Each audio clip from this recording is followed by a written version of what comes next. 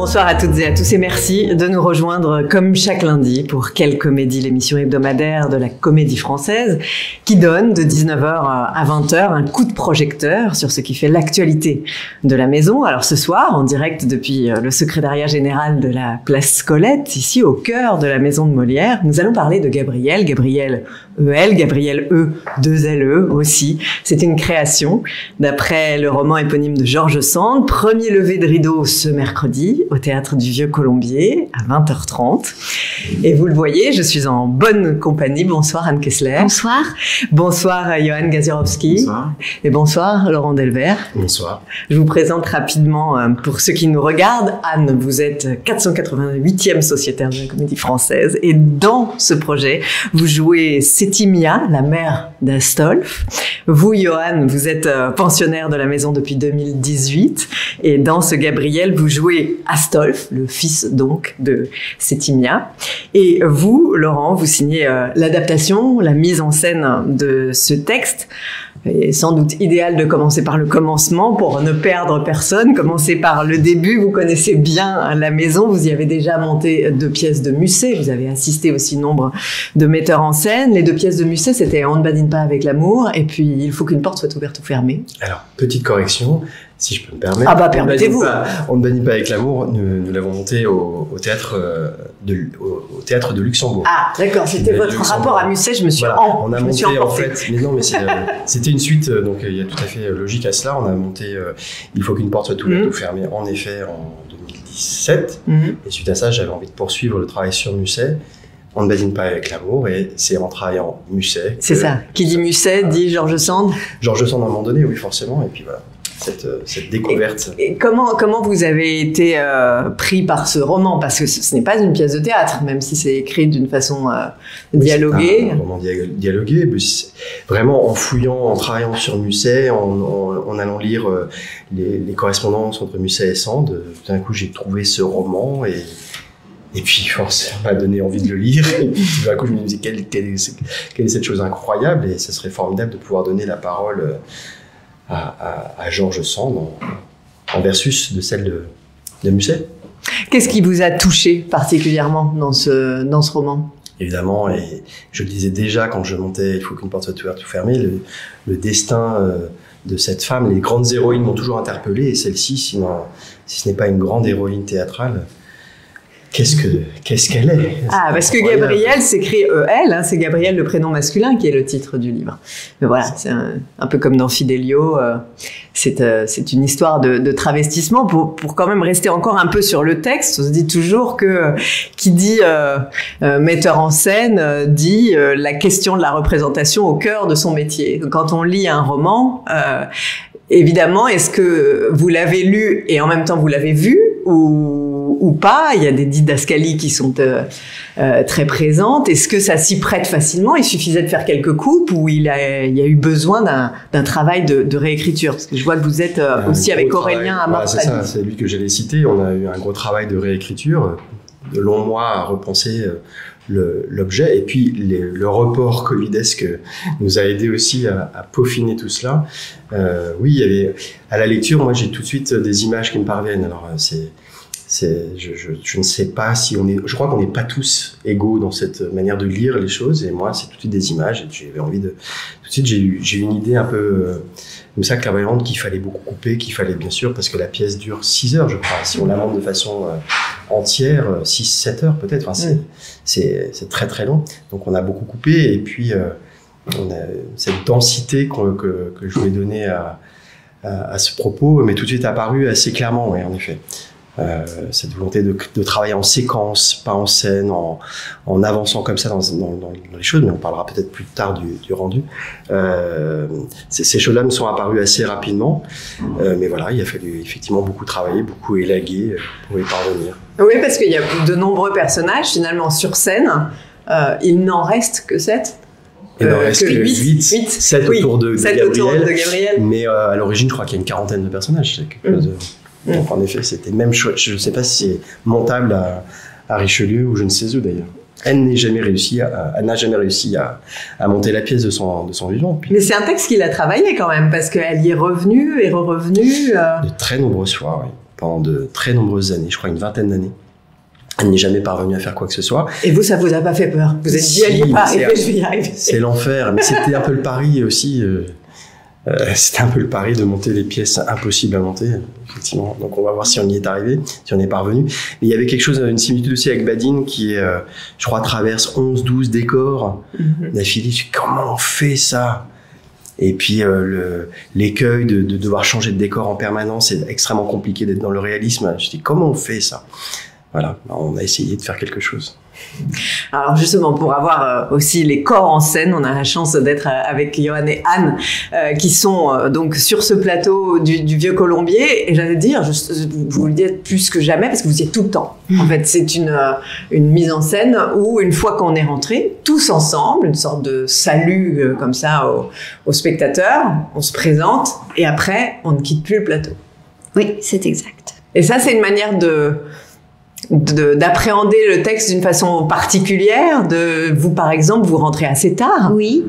Je pense que dans l'esprit de Laurent, c'était c'est une tragédie, ça finit pas très bien. On sait qu'une tragédie ne finit pas très bien. Je crois pas que je dise je veux pas dévoiler de surprise, mais c'est aussi pour concerner les personnages, pour les rendre responsables, pour les rendre actifs dans cette tragédie, dans la trajectoire de ce personnage. Et je pense que notre présence n'est pas gratuite et qu'elle apporte en plus je pense un intérêt pictural. Je pense qu'elle apporte un sens à cette histoire.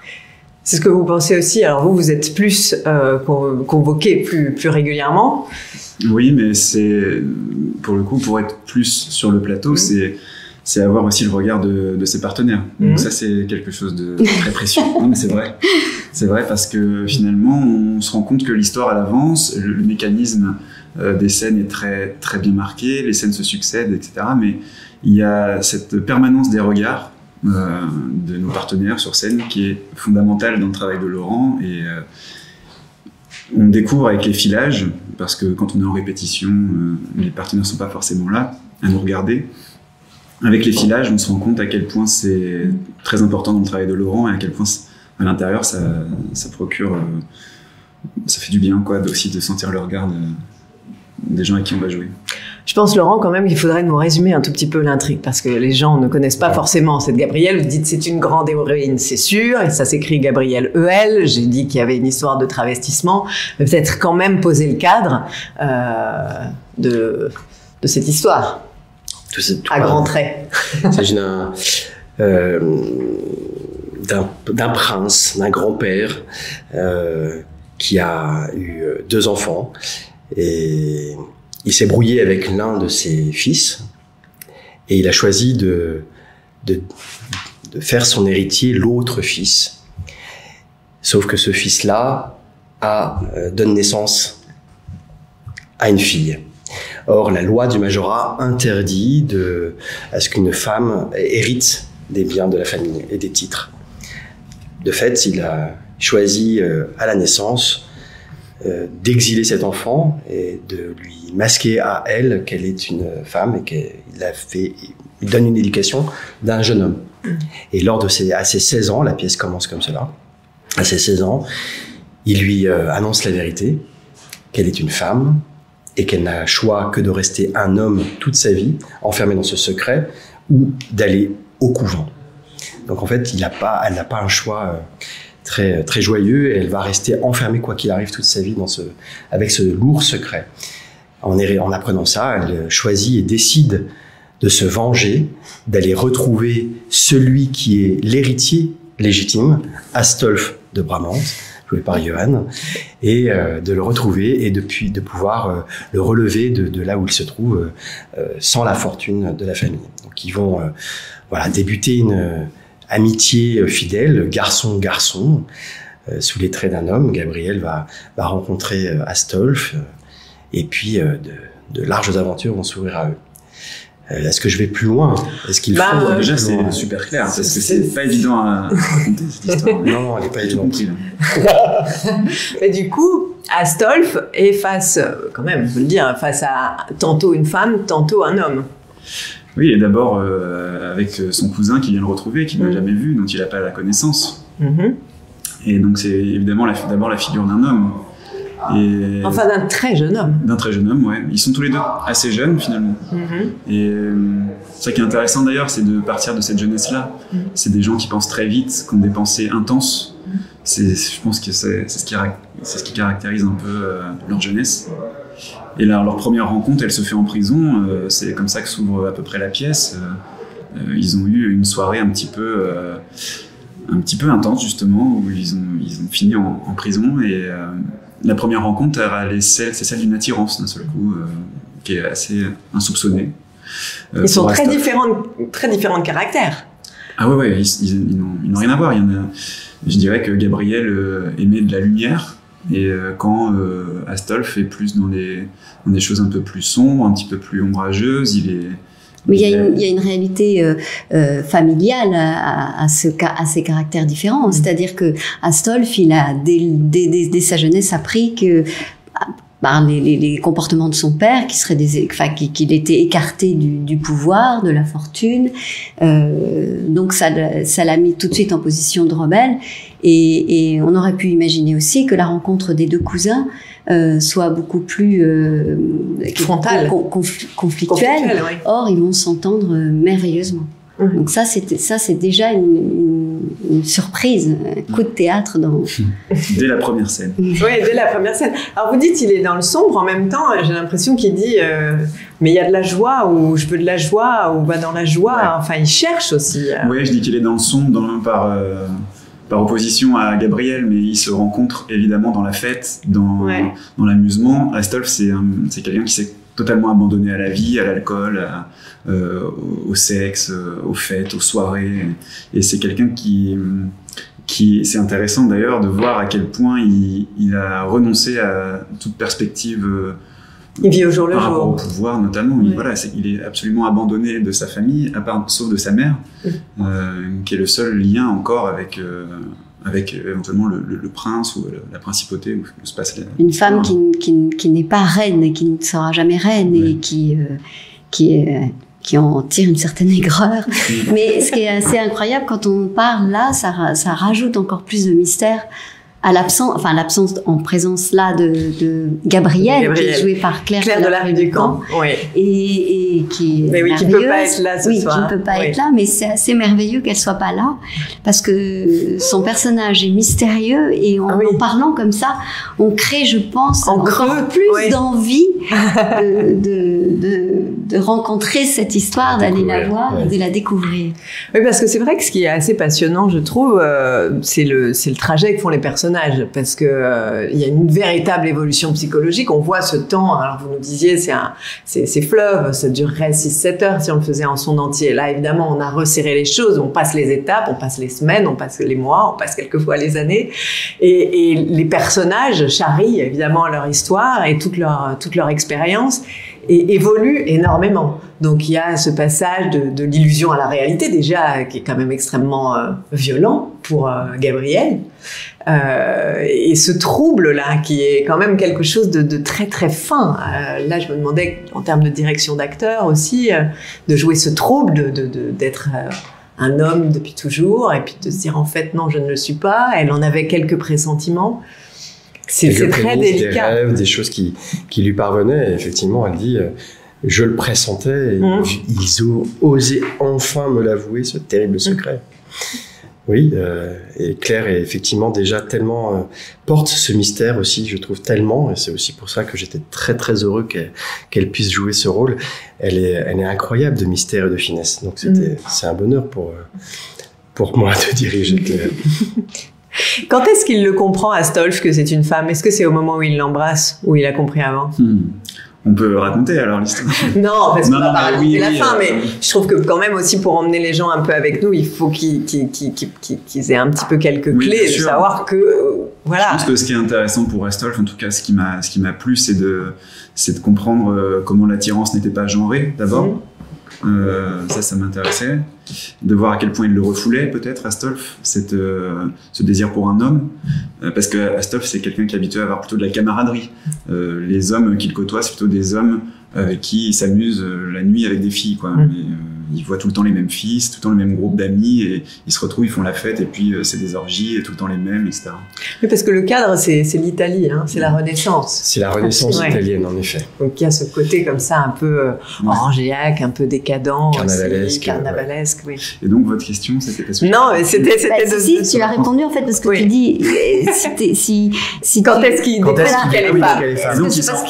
Oui. Alors il y a plus. George Sand propose plutôt quelque chose de physique, mais je pense que bien avant, il commence à comprendre bien avant, parce qu'il y a beaucoup de moments de doute, beaucoup de moments où, vous savez, on regarde quelqu'un et on est absorbé, on est fasciné. Et Astolphe se pose pas vraiment la question du genre, finalement. Dans un premier temps, je trouve que c'est intéressant socialement de se dire je comprends pas pourquoi je suis attiré par ces traits aussi fins, cette lumière-là. Et puis au fur et à mesure, c'est quelque chose dont il s'affranchit, ça qui est intéressant, et c'est beaucoup plus dans la manière de vivre de Gabriel. Il y a une fascination, il y a une attirance qui crée du désir. Pour une forme de pureté aussi. Ouais, certainement pour quelque chose qu'il n'est pas. Et pour quelque chose qui certainement ne sera jamais. Il évoque notamment un amour chaste comme il n'en a jamais vécu. Donc voilà en quoi il se transforme. Et voilà certainement le moment où il le découvre, c'est bien avant de l'embrasser, c'est bien avant que physiquement il y ait la révélation de leur... Bah oui, parce qu'il formule même que quand il la voit en femme, il dit mais quand tous ces hommes vont tous ces hommes vont tomber amoureux de toi, je crois que je serais jaloux. Je serais jaloux, je serais triste. Il le dit d'un air badin au début, mais finalement il se révèle à lui-même ce qu'il va certainement vivre ensuite. Oui, c'est là qu'il y a quand même beaucoup de contrastes, parce que elle qui est enfermée dans ce rôle qui lui a été donné par son grand-père, et finalement peut-être dans la pensée d'une grande liberté, d'une grande ouverture. Et puis il y a aussi tous ces mots qui rongent. Vous évoquez la jalousie. Votre personnage est quand même faite de jalousie. En tout cas, vous servez de tout ce que vous voyez évidemment sur la scène pour nourrir oui, le personnage. bien sûr, de tous les côtés. D'ailleurs, on n'a pas encore vraiment joué, mais on a fait quand même quelques filages. Et je pense que tous les acteurs joueront aussi en fonction de ce qu'ils ont vu.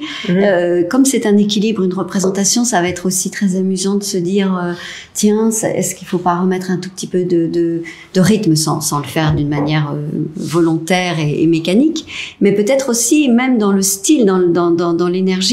On va réussir à voir comment ça se joue, parce que parfois on écoute comme ça, à l'écoute en général quand même, on écoute ce qui se passe, on n'est pas complètement ailleurs quand les scènes ont commencé, mais là on les voit, on ne peut pas se dire j'ai l'impression que... Oui, non. Quand vous êtes en coulisses, vous voulez dire. Quand on est en coulisses et qu'on écoute, on écoute toujours, mais là ça vous réagit, êtes témoin et vous êtes pris à part. Voilà, on est témoin, on sera témoin des réactions, on sera témoin de ce qu'on voit, et ça évidemment ça va, et puis ça nourrit parce que on est plutôt admiratif et que c'est comme un challenge. Plus on les trouve bien, plus on se dit, enfin, pour mon cas, moi j'arrive tard, donc je me dis, oh là là, ils sont très très bien, il faut pas que le niveau baisse avec moi. Et vous arrivez aussi un peu, d'une certaine façon, pas comme un oracle, mais enfin, on dit, on raconte pas la fin, mais vous êtes quand même vraiment le personnage qui fait aussi péricliter beaucoup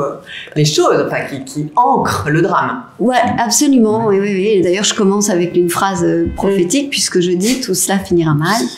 Donc tout cela finira mal, et je vous dis tout cela finira mal. C'est vrai que la scène, on partage la scène entre mère et fils. C'est une scène charnière dans la structure de la pièce, parce très violente. Très très violente. C'est finalement l'aboutissement de la transformation d'Astolphe.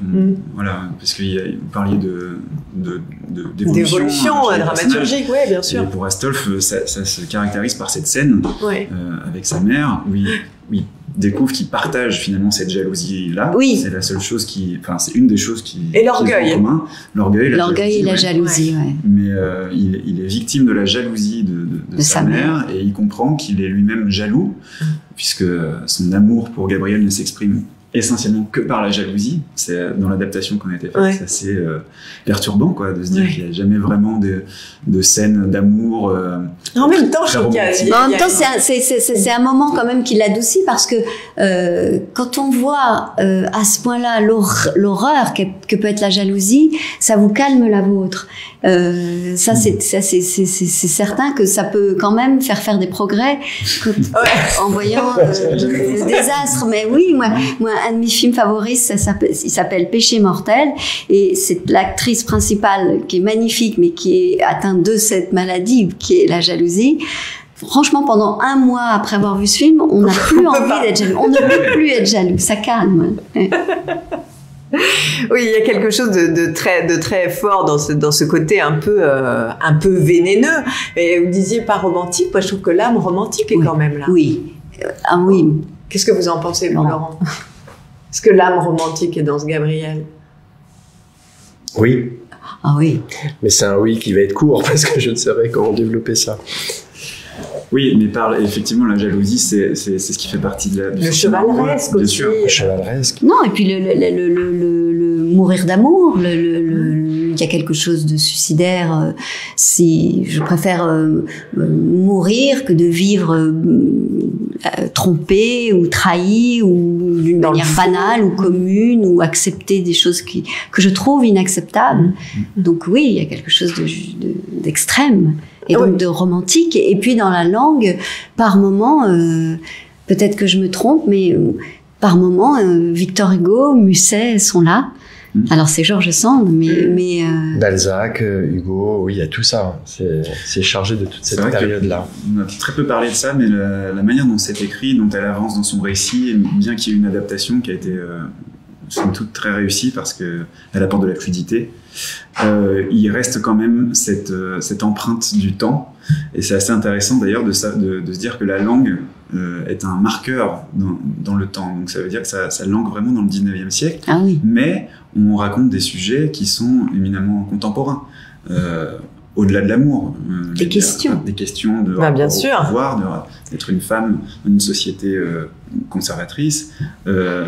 Et c'est intéressant de lancer ces sujets-là, ces motifs-là, en ayant le marqueur de la langue. C'est ce qui permet de se dire, mais finalement, il y a des similitudes, voire des permanences, voire des choses qui n'ont pas évolué, d'autres qui ont un peu bougé. Mais la langue est un bel outil pour nous aussi, pour faire entendre ça. Et puis, la constante poésie, il y a des moments si poétiques dans l'écriture, c'est assez réjouissant, enfin, pour moi, de l'écouter. Gabriel porte beaucoup cette poésie, cette adresse aux étoiles et cette volonté de liberté qui est un souffle qui fait beaucoup de bien, je trouve. Mais on se dit qu'on peut pas ne pas l'aimer, Gabriel. Or, vous la détestez. Oui, non, je ne la déteste pas, je la hais. Je la hais et je vais m'en expliquer. Je la hais très fort et je la hais et je la hais et je la hais. Oui. Non, mais c'est vrai, elle est irrésistible, en effet, je pense, dans sa poésie, sans doute, dans cette candeur, mais pas que, parce qu'il y a une grande conscience, en fait, de ce qui l'entoure, des mobiles de chacun, et malgré tout... C'est une personne très bien. Elle garde son cap. Elle est forte, quand même.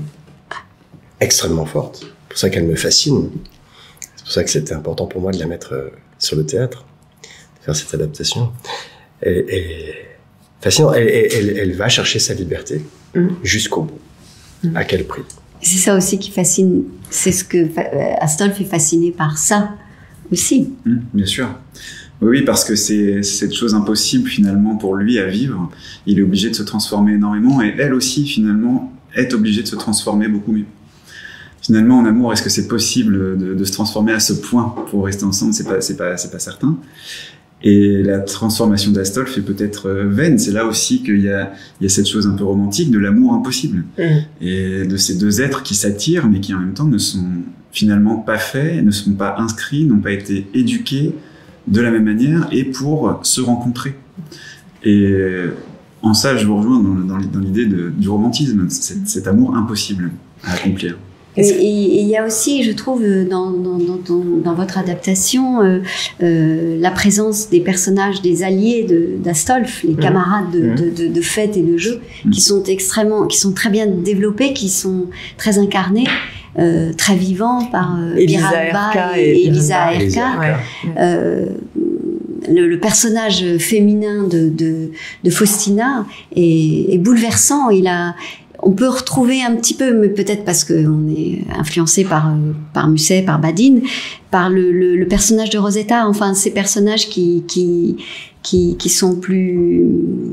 Alors, elle est plus libérée, elle est complètement assumée, mais elle aime de tout son cœur Astolphe, et elle en est bouleversante, et elle est profonde, elle est belle, et voilà, c'est une vraie rivale féminine par rapport à Gabrielle. Oui, elle s'inscrit en rivale parce que votre personnage même est perturbé. Est complètement perturbé, et les scènes que je partage avec Faustina, les scènes entre Astolphe et Faustina, ce sont des scènes où l'amour lui éclate vraiment à la tête, quoi. Astolphe il ne peut pas ne pas voir cet amour, qui est un amour à la fois charnel, et en même temps, puisqu'elle elle est prostituée, Faustina, mais elle a un désir d'élévation. Ça veut dire d'être amoureuse, de partir avec Astolphe finalement. Et Astolphe a cet amour-là en face de lui, et il n'y répond pas, parce que peut-être qu'il est trop facile à attraper cet amour-là. Justement, c'est en ça que c'est romantique. C'est romantique aussi, par rapport à l'amour impossible. Là, il y a un amour qui est très possible et qu'il refuse. Parce que Faustina, sauf peut-être pour aiguiser la jalousie. Voilà, alors parce que Astolphe a quand même un penchant pour le jeu très très fort. Dès lors qu'il va y avoir moyen de voler quelque chose, cacher un truc, jouer à des jeux de hasard, prendre des risques, là Astolphe il va être là. En tout cas, c'est ce qui est sa vie au début. Mais dès lors que ça devient un peu plus sérieux, c'est autre chose. Et non, je crois que on parlait de ce groupe d'amis qu'il y a autour. Il y a Antonio aussi, qui est joué par Birhanu, donc Faustina par Elisa Aherka. Ces deux hommes-là, Antonio et Astolphe, ce sont des garçons qui font semblant, en fait, tout le temps. Il y a le motif de faire semblant revient dans toutes les scènes. Ça passe par le masque, ça se passe beaucoup au carnaval, oui. Mais c'est faire semblant de vivre des choses, faire semblant de... Et tu nous avais conseillé de regarder un film qui s'appelle Raphaël ou Débauché, et il y a Françoise Fabian qui joue dedans, et qui a une réplique assez formidable, c'est qu'en fait, il y a pareil ce même groupe de jeunes qui circulent dans les mêmes soirées d'orgie, etc. Et Françoise Fabian, son personnage, demande à sa petite fille, je crois, ou à sa cousine, mais qu'est-ce que tu leur trouves à ces gens-là? Et la petite fille répond, en fait, ils font semblant de ne pas être tristes. Et je trouve ça très intéressant pour Astolphe, mais pour tous les personnages de ce groupe-là. Des gens qui occultent au maximum leur malheur et qui font semblant, quoi. Mais Astolphe a énormément de choses à occulter, notamment le reniement de son héritage, oui, de son père. Il y a aussi quelque chose qui est sans doute intéressant dans la manière dont vous avez mis en scène. Il y a dans le texte, dans la dramaturgie, on l'a bien vu, quelque chose qui est de l'ordre de la machination, de la mécanique, de la machination, du grand-père, etc. Et la scénographie, le décor... Philippine ordinaire, ça reprend un peu ce côté machination. C'est-à-dire, on va déplacer un pan, une porte. Il y a quelque chose dans cet espace qui est là tout le temps sous nos yeux, parce que vous êtes tous là sous nos yeux tout le temps. Et ce décor se modifie devant nos yeux, mais comme un... Nous le modifions. Voilà, vous le modifiez, exactement. C'est un peu le personnage aussi qui font en sorte de souricière. Mais j'ai trouvé qu'il y avait quelque chose de l'ordre de la mécanique. Oui. Vous pouvez reprendre... Exactement. Ne pas tomber dans l'écueil de monter cette pièce impossible avec, comme je le disais, à monter avec des X décors et tout ça à changer. C'était mettre en scène finalement le destin de cette femme et de voir à quel point dès sa naissance c'est un être broyé.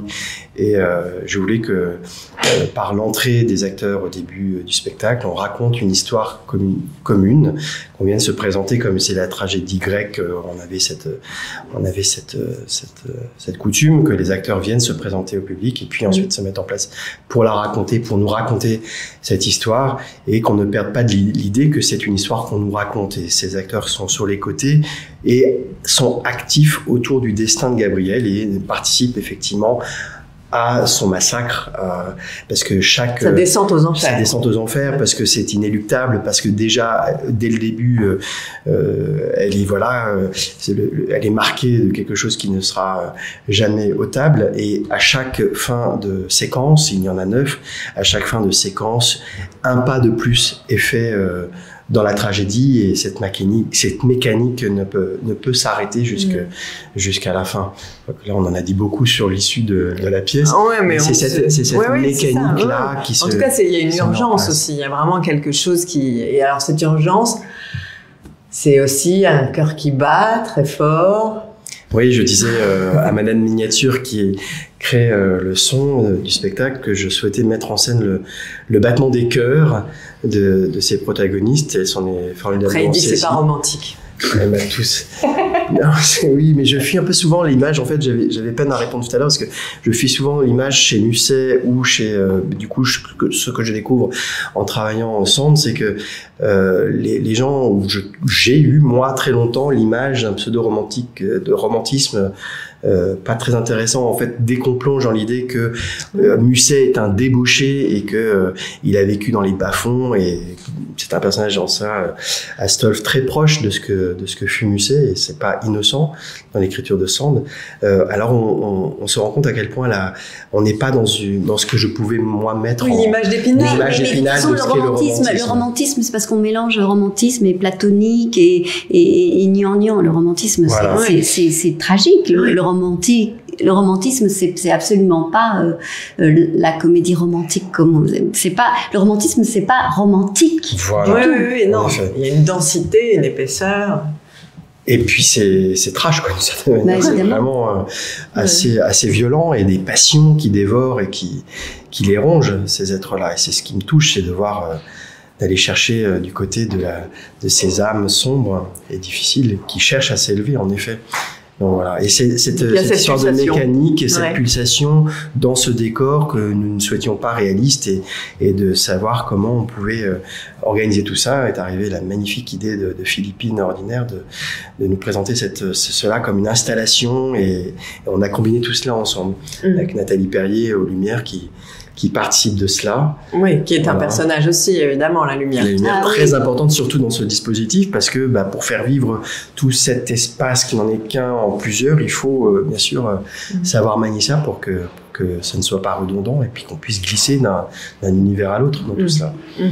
Voilà, tout en revenant à chaque fin de séquence à cette mécanique. Oui, et cette mécanique est quasiment chorégraphiée aussi. C'est le moment où, en tout cas, vous faites le décor, il y a quelque chose, on a l'impression que les pas sont vraiment extrêmement précis. C'est comme des corps différents. Tout d'un coup, quand ces changements, c'est comme une chorégraphie, et puis ensuite, le corps se remet dans son espace scénique et habite son personnage. Oui, Laurent nous donne des atmosphères différentes pour les changements. Les changements, les inters, comme tu les appelles, sont mis en scène. Il nous a expliqué, à chaque fois, il nous disait non, quand on en faisait un, vous faites ce qu'il faut faire, mais vous ne le faites peut-être pas dans la bonne intention. L'histoire se presse. Là, c'est fini de errer. Là, il faut y aller, il faut agir, ou d'autres couleurs. Il nous proposait des couleurs différentes pour chaque inter. Johan parlait de la résonance avec le présent. C'est sûrement quelque chose à laquelle vous avez pensé, c'est-à-dire que ce texte, aujourd'hui, ce personnage féminin, ce rapport entre l'homme, la femme, une idée de la justice et de la responsabilité aussi, quand tous ces personnages sont au plateau, comme le disait Anne, et sont finalement tous convoqués comme partie prenante d'une forme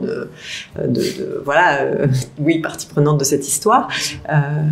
Le public aussi, il est comme les personnages qui sont sur les côtés, il est également responsable.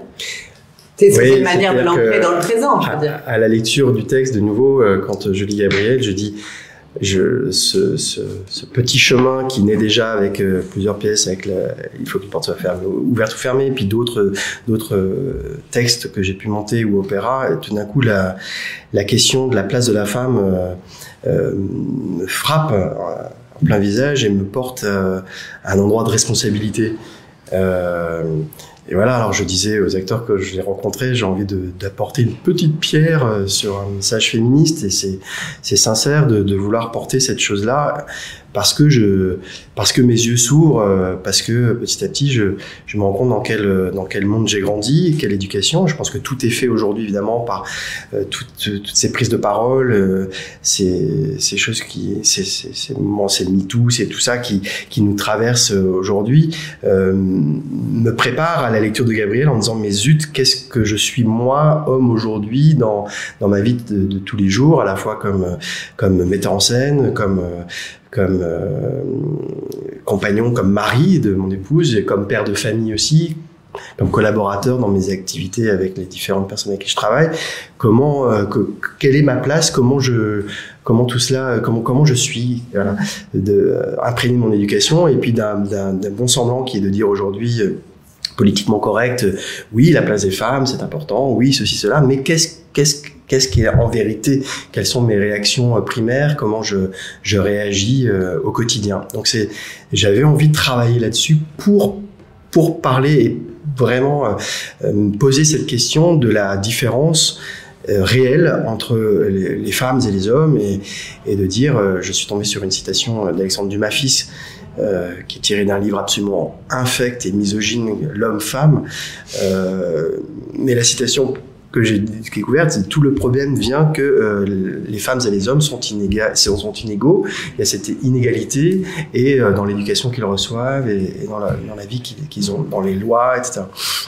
Et en effet, cette pièce qui parle de cette loi du majorat et qui impose à un grand-père joué par Alain Langlais magnifiquement bien de prendre cette décision de mettre de masquer le sexe de sa petite fille. Il dit, j'ai fait tout cela avec une audace désespérée. Il a espéré faire quelque chose comme ça, bon, de façon très criminelle, mais finalement c'est quelque chose de terrible de devoir faire ça à une enfant et à une femme, et donc créer cette créature qui ne pourra jamais vivre pleinement et libre. C'est pas pleinement. Ouais. C'est tout ça qui me frappe à la lecture, et qui me dit oui, c'est un manifeste que je veux donner, que je veux montrer. Et si le public, in fine, tout comme moi, peut se sentir un minimum concerné par cette question, sommes-nous responsables? Oui, nous le sommes, je le crois, tous. Anne, il va y avoir en marge de ces représentations plusieurs choses. Il va y avoir une rencontre avec Michel Perrault et Martine Redd, qui est animée par Bélindola. Je vous le dis d'ailleurs, c'est le 15 octobre à 15h, entrée libre mais sur réservation. Et puis il va y avoir la lecture par vous et Claire Delarue-Ducamp, qui donc joue le personnage de Gabriel, de la correspondance entre George Sand et sa fille. Oui. Les sujets qu'évoquait à l'instant Laurent, c'est des choses qui innervent aussi véritablement cette correspondance et ce rapport mère-fille aussi. Oui, qu'est-ce que vous avez découvert peut-être? Moi j'ai tout découvert, parce que de toute façon je connaissais pas. Je découvre absolument George Sand grâce à Laurent, et grâce à cette correspondance aussi. Je connais pas bien George Sand. Je connais sa figure, je sais qui c'est, mais finalement je connaissais pas bien ses écrits. Ce qui me frappe dans ce travail qu'a rassemblé Delphine Barret et Monique Nevers, elles ont plutôt fait découvrir Solange, parce que finalement les lettres de George Sand on les connaît, mais l'écriture de cette Solange, de la fille de George Sand avait 2 enfants, un fils et une fille, et elle s'est pas vraiment comportée de la même, on se comporte jamais de la même façon, mais enfin d'ailleurs elle l'écrit dans une de ses lettres, mon fils, c'est une fille, c'est moi. Voilà. Et ma fille, c'est un garçon manqué. Et donc, je ne la comprends pas. Voilà. Et il va y avoir des rapports assez difficiles. Mais surtout, c'est la sévérité de George Sand, la certaine dureté à laquelle je m'attendais pas. Je sais pas, je suis étonnée. Et c'est assez étonnant de voir ce portrait comme ça de George Sand un peu dur, avec sa fille qui souffre, qui est en manque d'elle, voilà. Donc c'est assez passionnant. Parallèle au personnage que vous jouez. Oui, c'est fou. Et même, je me disais pendant que je travaillais Sétimia, je me disais pas que j'étais la plus porte-parole de George Sand en étant cette Sétimia. Je voyais dans Astolphe, voilà, ou dans évidemment le personnage de Claire de la rue du Camp, beaucoup plus George Sand. Et je me suis rendu compte avec les lettres que ce que je dis, il y a des bouts de lettres où on a la sensation qu'elle a pris de ces lettres et les a mis dans le personnage de Sétimia. Donc il y avait une dureté, mais parce que c'était difficile, il a fallu qu'elle fasse bouger des lignes, qu'elle vive comme elle en avait envie. Elle invite sa fille à le faire aussi, à être libre, autonome, et que ce sont des combats, et voilà, tout le monde n'est pas armé pour agir comme ça. C'est des choses que vous avez pu prendre le temps de lire aussi, vous, pour nourrir... Oui, parce que moi, je partais aussi d'une méconnaissance absolue de George Sand. Et c'est vrai que j'ai découvert il n'y a pas très longtemps l'existence de cette fille qui est partie... et puis son enfant, George Sand s'occupait beaucoup de son enfant, Solange, c'est ça ? C'est-à-dire que oui, sa fille, elle aimait beaucoup sa petite fille, et puis en plus Solange a perdu déjà un bébé, enfant, et puis ensuite elle a eu un autre enfant, une petite fille, dont George Sand effectivement était elle l'aimait infiniment, et malheureusement elle est morte aussi. Donc ça a fait et il y a un conflit qui existe, qui est terrible. La fille ne veut pas de croix Georges ne veut pas de croix sur la tombe de sa petite fille, et la mère veut une croix sur cette tombe. Il y a des conflits de cet ordre. C'est ma fille, je veux mettre une croix. C'est dans mon jardin. Il n'y aura pas de croix chez moi. Enfin, il y a La relation à la religion est très importante. Avec George Sand et dans Gabriel aussi. Et dans Gabriel, exactement. Oui. Avec Alexandre Pavlov. Alexandre Pavlov, incroyable. Chiavari. Parce que cette relation spirituelle, c'est très important, et chez Musset et chez Sand, et dans leur correspondance, ils parlent beaucoup de spiritualité, d'échanges sur les évangiles, c'est fort, et on retrouve ça dans beaucoup de ses livres aussi, dans l'Élia là, que j'ai lu récemment. Il y a beaucoup cette relation spirituelle. Donc la notion avoir une croix ou non dans son jardin, c'est des questions qui ont été très prégnantes pour elle. Oui, pour revenir à votre question, je crois que ce qui m'a vraiment marqué en découvrant la vie de George Sand, c'est son rapport à Nohant, c'est le fait de retourner à la campagne, de se dégager de la ville pour aller à la campagne. Cette perspective-là, on la retrouve dans Gabriel. Parce qu'au moment où tout devient très complexe entre Astolphe et Gabriel, la solution qui est trouvée, c'est la fuite à la campagne, dans un château. Oui, il y a une forme de cavale un peu. Oui, il y a une cavale, en tout cas, il y a une échappée, quoi. Et donc, ce motif-là, ça m'a intrigué de savoir que pour George Sand, c'était essentiel à sa vie, c'était vital. Et dès lors qu'il y avait ce qu'elle considérait comme des intrus qui commençaient à arriver à Nohant, mais notamment le mari de sa fille, le sculpteur. Oui, le sculpteur, qui est venu à Nohant pour prendre tous les objets un peu de valeur, etc., qu'il a dû être mis dehors, mais c'est des traumatismes, quoi. Parce que on est au cœur de l'intimité de George Sand, on est dans son souffle. Et c'est ce qui se passe aussi dans Gabriel, puisque Astolphe, en retournant chez sa maman avec Gabriel, va mettre à la porte un élément essentiel de la vie de sa maman, je n'en dis pas plus, mais on a aussi ce mécanisme-là. Le conflit est né beaucoup de là. Parce que de l'intrus, voilà. Et je pense que la mère se dit que c'est l'influence de Gabriel qui donc ça peut pas être son fils. Les territoires sont très marqués. Elle sait que son fils n'est pas facile, mais depuis quelque temps, il allait beaucoup mieux. Il était beaucoup plus tendre. Et voilà qu'il amène une fille impossible, qui lui retourne la tête et qui le possède. Les territoires sont très marqués parce qu'ils n'ont plus que ça. Là où Septimia pouvait rêver d'être princesse et son fils devenir prince.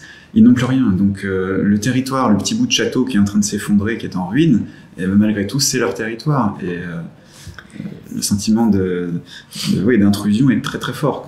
Mais quand finalement il pourrait peut-être devenir un prince, il en a même pas forcément envie. Astolphe, ouais. Je pense qu'il en a pas envie. Je pense qu'il a envie dans un premier temps.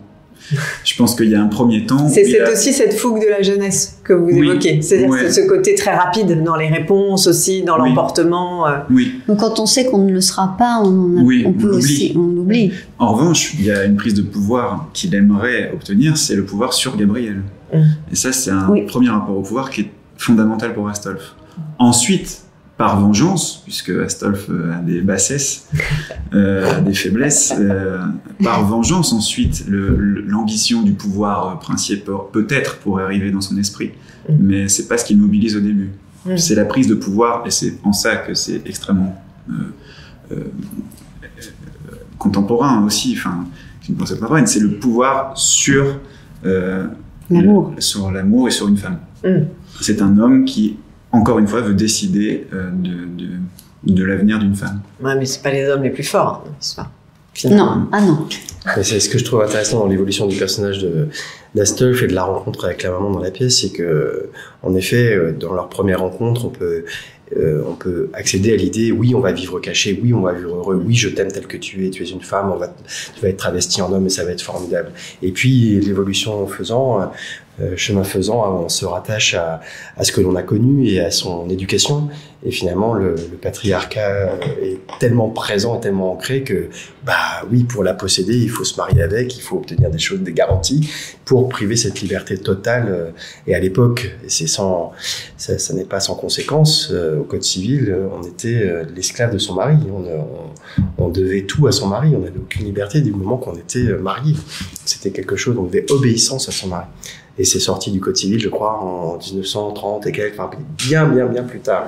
C'est une loi qui est restée très présente. Donc voilà, comment on s'affranchit et comment de son éducation, la relation à la maman, c'est très fort. C'est très les deux générations en présence nous témoignent de cette chose-là qui, écrites au XIXe siècle, sont toujours aujourd'hui d'actualité. On a du mal à s'affranchir de ces choses-là. Mais cette société est quand même très froide et implacable. Mais c'est aussi une société qui naît dans le pouvoir. Il y a cette notion-là qui renforce la dureté et montre pas trop ses sentiments. Et le personnage de l'abbé, c'est vrai un très beau personnage parce qu'on l'accuse de tous les maux et il est finalement très très très déchiré lui-même entre sa mission et finalement ce qu'il le ressent au plus profondément. Et à la fin, c'est une forme d'échec avec cette phrase, je sais pas qui l'a dit, mais c'est peut-être vous d'ailleurs. Vous êtes occupé de sa tête mais pas de son cœur. Ah oui, bien sûr. Oui, j'accuse Chiavari d'avoir participé à une expérience philosophique et où finalement il se rendait compte que par l'éducation, une femme pouvait acquérir autant de science, de logique et de courage qu'un homme. C'est ce que je lui dis. Et je lui dis, le cœur vous a échappé. Vous n'avez façonné que la tête et vous avez eu affaire finalement à un être vivant qui est pétri d'amour et vous ne savez pas comment faire quand l'amour apparaît. Il y a aussi la dimension physique puisque lorsqu'il va se battre avec un homme, avec Antonio en duel et qu'il va se trouver si fort et qu'il va même gagner, il va être plus fort qu'Antonio. Antonio lui dit je ne dirai plus jamais que vous êtes une femme parce que vous êtes si fort que vous ne pouvez pas être une femme. Elle le fait entendre. Alors tout ça commence. Vous êtes prêts là? Vous vous sentez prêts? Waouh. Le 21? Oui. Couturière demain soir. Oui. La première est mercredi. On est prêt. Et la première est mercredi, c'est jusqu'au 30 octobre et c'est donc au Théâtre du Vieux-Colombier avec en marge, donc le 15 octobre à 15h, cette rencontre entre Michel Perrault et Martine Redd qui va dépasser le cadre juste de Gabrielle, qui va parler vraiment, je pense, de George Sand, de sa personne, de son engagement.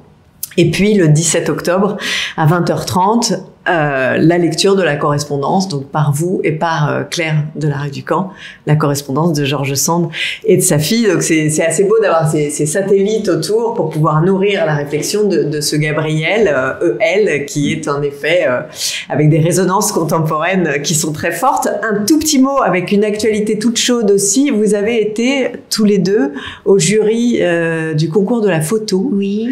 Peut-être que vous pouvez en toucher 2-3 mots à ceux qui nous regardent, parce que l'expo des photos commence la semaine prochaine dans la galerie des bustes. Oui. Alors c'était quoi ces photos ? C'est un concours qui a été organisé par la Comédie Française, et puis il y a eu énormément de participants. Je crois qu'il y a eu 2500 photos qui ont été reçues par... Et donc c'était des photos à propos de quoi ? Alors elles devaient illustrer, enfin pas illustrer, mais on donnait les titres des pièces, et puis j'imagine qu'on lisait aussi les pièces pour en connaître le contenu, et c'était comme faire l'affiche de la pièce.